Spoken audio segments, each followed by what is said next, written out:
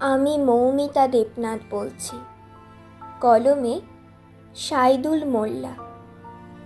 মণিপুরের মেয়েটি এখনো বিচার চায়।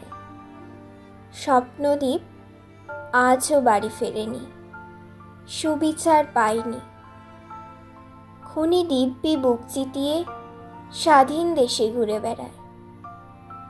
এদিকে যে মেয়েটি বাবা মায়ের এক সমুদ্র স্বপ্ন নিয়ে আর্চিকর নামক বাড়িতে উঠেছিল, সে মেয়েটি মৌমিতা দেবনাথ। সে কখনো তার পছন্দের ফুল, বই, খাতা ছুঁয়ে দেখবে না। সে কখনো সহপাঠীদের সাথে আনন্দে দিন কাটাবে না। সে কখনো প্রিয়জনের কণ্ঠ শুনতে চাইবে না। সে কখনো বাবা মা বলে ডাকবে না। আমরা সবাই খুনিকে খোঁজার অভিনয় করব।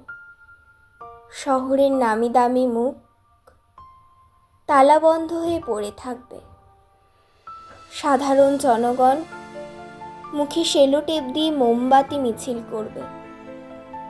হয়তোবা কোনোদিন স্বস্তিকা মুখোপাধ্যায়ের মতো কোনো অভিনেত্রী এই ঘটনা নিয়ে সিনেমা বানাবে, অভিনয় করবে। আমরা তা নিয়ে প্রশংসার বাঁধ খুলে দেব। এভাবেই চলতে থাকবে।